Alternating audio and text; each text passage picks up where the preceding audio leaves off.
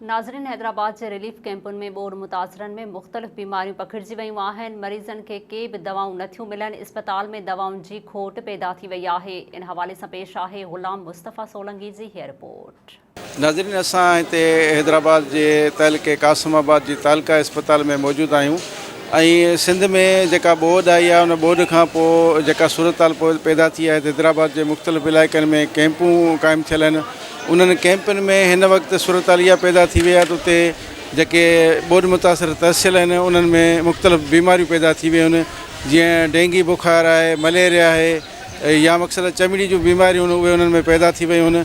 सो हिन सॼे हैदराबाद मां असां इहो मालूम कयो आहे त केतिरा ई केस जेके आहिनि मलेरिया जा पैदा थिया आहिनि। अॼु असां हिन तालका इस्पताल मां आयासीं हिते इलाही सारा मरीज़ असांखे नज़र आया जेके मुख़्तलिफ़ बीमारियुनि में वरितल आहिनि।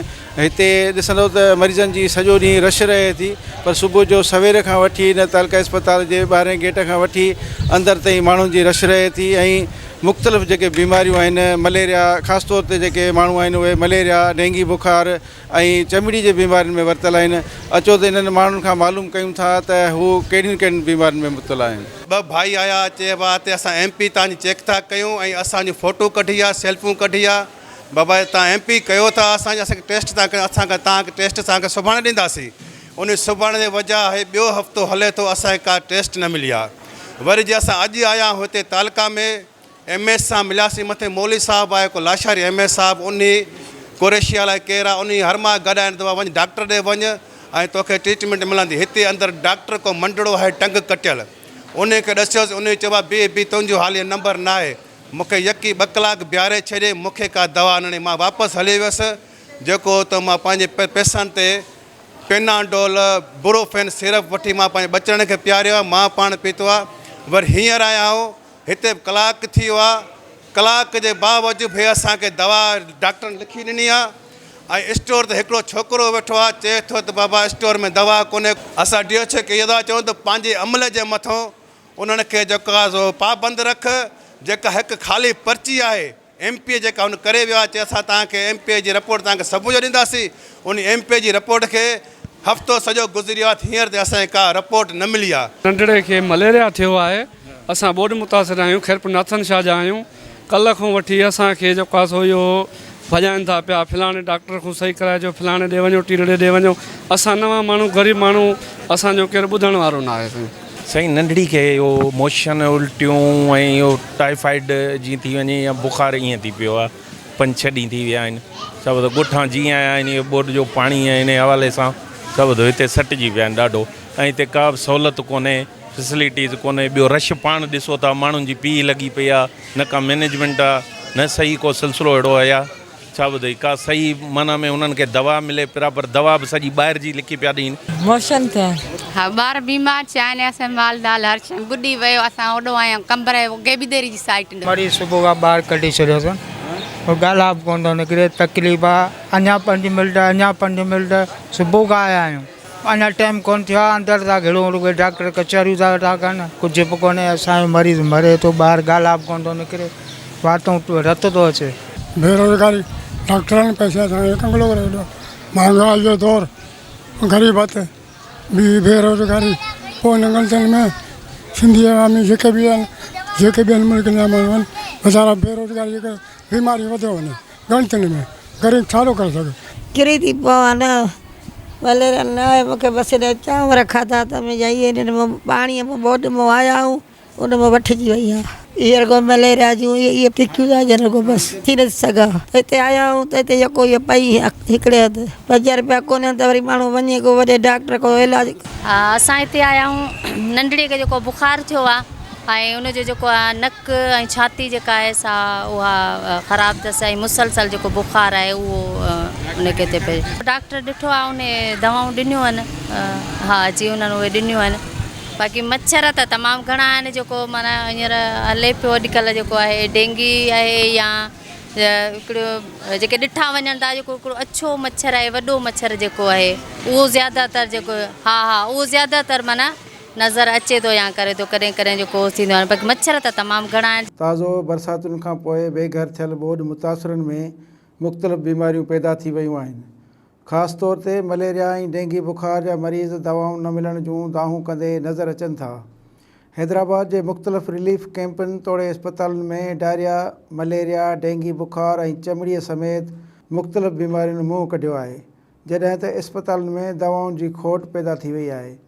ॿोॾ मुतासिरनि में ख़ासि तौर ते चमड़ी, मलेरिया ऐं डायरिया जूं बीमारियूं पखिड़िजी वियूं आहिनि, पर सिहत खाते तरफ़ां ॿोॾ मुतासिर कैंपनि में के बि जोॻा इंतज़ाम न कया विया आहिनि, जंहिं करे चमड़ी, मलेरिया ऐं डायरिया जा 1000 खां वधीक केस रिपोर्ट थिया आहिनि।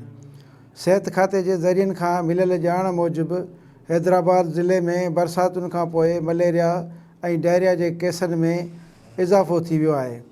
हैदराबाद शहर में 185, लतीफ़ाबाद में 325, कासमाबाद में 110 ऐं हैदराबाद ॿाराड़ी में 400 खां वधीक केस ज़ाहिर थिया आहिनि। साईं, इहे जेकी ॿोॾ आई आहे ताज़ी, बरसातूं पयूं आहिनि, बरसातुनि खां पोइ मुख़्तलिफ़ सिंध जे इलाइक़नि खां हिते माण्हू पहुता आहिनि कैंपनि में। उते ॿुधो आहे त मलेरिया, डेंगी या पेट जूं ऐं चमड़ी जूं बीमारियूं पैदा थी वियूं आहिनि। तव्हां छा था सम्झो, तव्हां पंहिंजे अस्पताल में मरीज़ अचनि था या तव्हां किथे मेडिकल कैंप वग़ैरह लॻायूं? असां जेके पंहिंजो हिते कासमाबाद में जेके रोज़ हिकिड़ी असांजी कैंप लॻंदी आहे।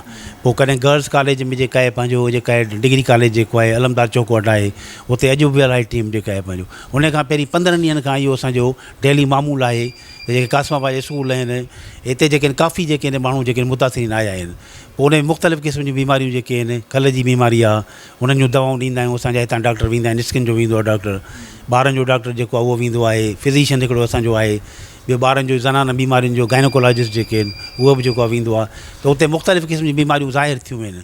पोइ जेकॾहिं कंहिंखे बि जेको आहे वियो आहे कराइणो कि जे कल्ह हिते असां वटि हिकिड़ो मरीज़ आयो जेके आहिनि पंहिंजो, उन जो असां हिते बि जेके आहिनि कयो जेके आहिनि, त अहिड़े तरीक़े सां रेफर थी बचनि था जेके आहिनि मरीज़, जिन खे जेके आहिनि फ़ाइदो काफ़ी थिए पियो जेके आहिनि पंहिंजो अस्पताल में जेके आहिनि। इहे अहिड़े क़िस्म जा मामूल माना OPD असांजी जेका डबल थी वई आहे, डबल खां ट्रिपल थी वई आहे। इन्हनि जे करे जेके काफ़ी दवाऊं असां जेके जेके असां वटि आहिनि उहे जेके मुहैया करे ॾियूं था जेके पंहिंजो।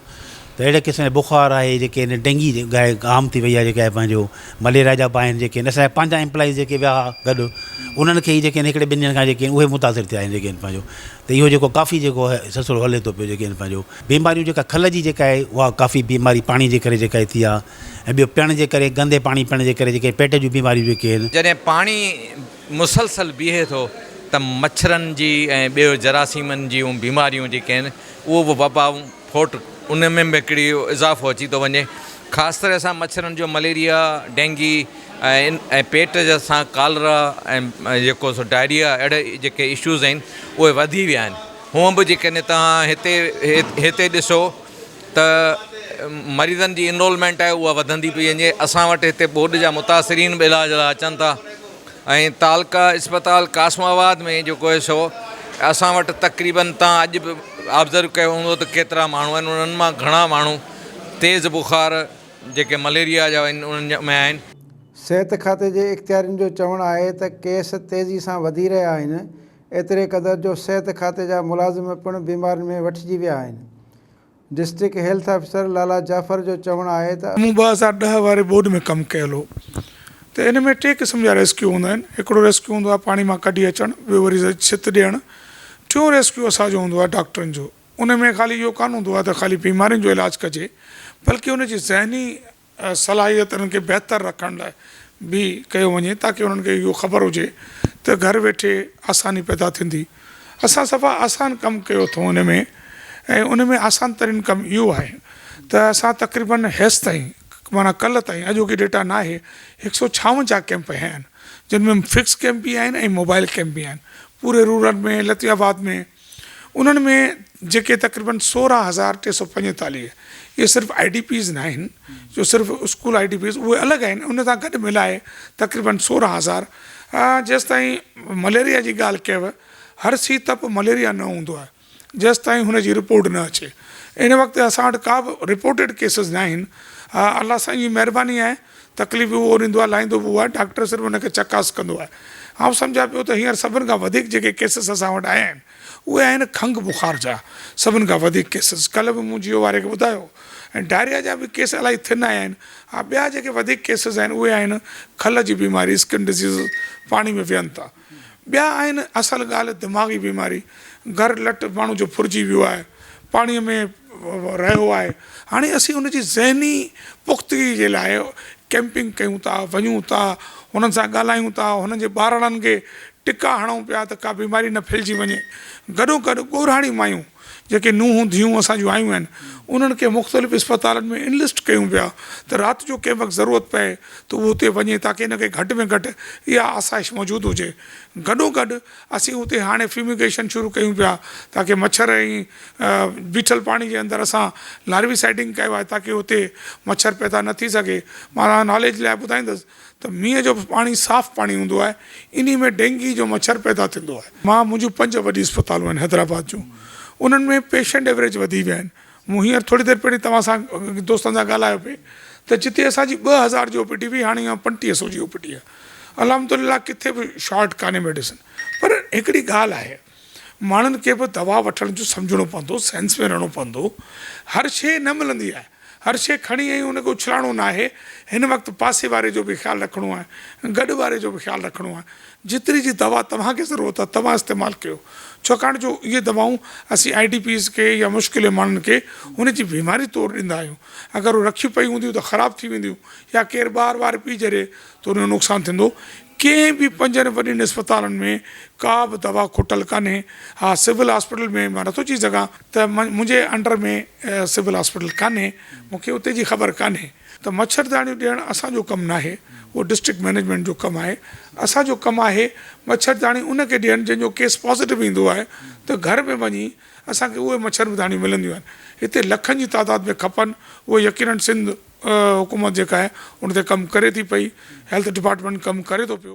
नाज़रीन, असां जॾहिं डॉक्टरनि सां ॻाल्हि ॿोल कई त डॉक्टरनि जो इहो चवणु आहे त असां वटि मुकमल दवाऊं आहिनि ऐं मेडिकल कैंपूं वग़ैरह लॻायूं था। पर असां जॾहिं कैंपुनि जो दौरो कयो ऐं उते मरीज़नि खां ऐं जेके माण्हू बीमार हुआ, मलेरिया में डायरिया में वरितल हुआ, उन्हनि खां जॾहिं असां मालूम कयो त उन्हनि जो इहो चवणो त असांखे के बि दवाऊं नथियूं मिलनि ऐं ख़ासि तौर ते मलेरिया जेका आहे हिननि कैंपुनि में वधी वई आहे हली। उनजे करे हिननि इख़्तियारनि खां मुतालबो कयो आहे त खेनि जेको आहे सो मेडिकल कैंपूं लॻाए उन्हनि जो इलाजु कयो वञे।